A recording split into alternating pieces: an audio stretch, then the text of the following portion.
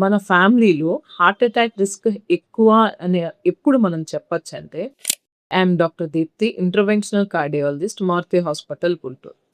మన ఫ్యామిలీలో ఎవరికైనా చిన్న వయసులో హార్ట్ అటాక్ వచ్చినట్లయితే, అంటే మగవాళ్ళైతే 55 ఏళ్ల లోపల, ఆడవాళ్ళైతే 65 ఏళ్ల లోపల ఎవరికైనా హార్ట్ అటాక్ వచ్చినట్లయితే, నెక్స్ట్ థింగ్ ఏంటంటే, మన ఫ్యామిలీలో రక్త సంబంధికుల్లో ఇద్దరు అంతకంటే ఎక్కువ మంది స్టంట్ గానీ, బైపాస్ కానీ, లేకపోతే హార్ట్ అటాక్ వచ్చి మందుల మీద ఉన్న వాళ్ళు కానీ ఉన్నట్లయితే, నెక్స్ట్ మనకి ఫ్యామిలీలో అనుకోకుండా సడన్ డెత్స్ అంటే కారణం లేకుండా సడన్‌గా నిద్రలో చనిపోయారంటాం కదా! సో, సడన్ కార్డియాక్ డెత్స్ గనుక ఉన్నట్లయితే, నెక్స్ట్ ఫ్యామిలీలో కొలెస్ట్రాల్.